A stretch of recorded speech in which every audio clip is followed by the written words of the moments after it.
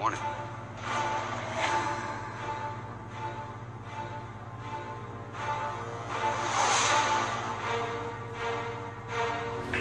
The Wildlands Project is a very well-funded effort to lock up as much as 50% of the United States into wilderness. It is heavily promoted by most environmental, non-governmental organizations. The International Union for the Conservation of Nature, the IUCN, helped create it in the mid-1980s to be the foundation of the United Nations Convention on Biological Diversity, which the IUCN wrote in 1982. The IUCN is an international group of over 1,000 NGO and government members.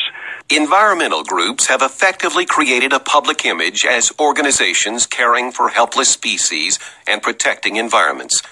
This has allowed them to implement an agenda in America that, if fully exposed, would be opposed by the majority of the people.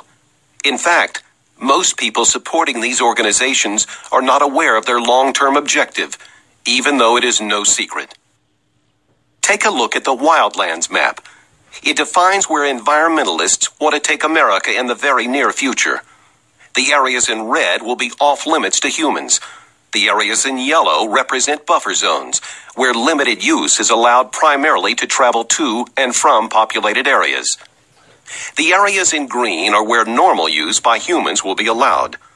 However, by the environmentalists' own admission, these normal use areas would be restricted. When this plan was first published in 1992, the author, Reed Noss, explained how their agenda would affect the human population. He stated, eventually a wilderness network would dominate a region and thus would itself constitute the matrix, with human habitations being the islands. No one, not even the longtime opponents of the environmental movement, believed such a transforming agenda was possible. However, it is being implemented quickly through innocent-sounding programs that most Americans support.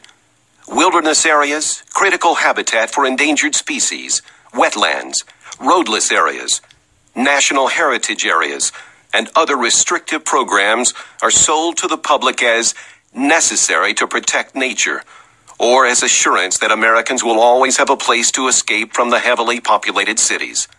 More inventive tools and programs, such as conservation easements, smart growth, open space, and greenlining, are being promoted as a way to control growth.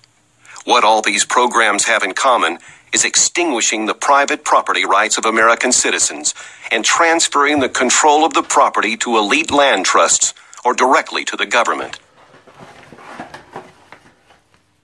The environmental movement would not be able to implement their agenda without the cooperation of our government at all levels, including state and federal officials and even county commissioners.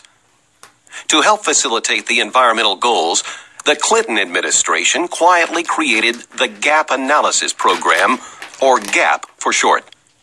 GAP divides the land into ecosystem regions and identifies the properties not yet under the control of state and federal governments. In other words, private property. These private holdings are then targeted for preservation by government agencies and land trusts through conservation easements, purchase, and condemnation. Although the GAP program has not been completed in all states, the data from this project is already being strategically used to target landowners. Not surprisingly, the areas of protection defined by GAP follow closely along the same boundaries as those shown on the Wildlands map. It is frightening to see how much of America's land has recently been consumed as a result of this agenda. For instance, the state of Florida utilized the data from GAP to implement an aggressive preservation plan called Florida Forever. Since the early 1990s, over 2 million acres in the state of Florida have been locked up through this program. The private property owners within the target area were forced to give up their land under the pressure of extreme environmental regulations, purchase, and outright condemnation.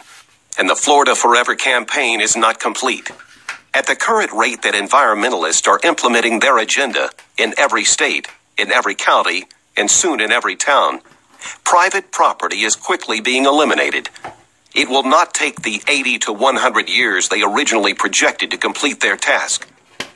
They are much closer to achieving their goal than anyone realizes.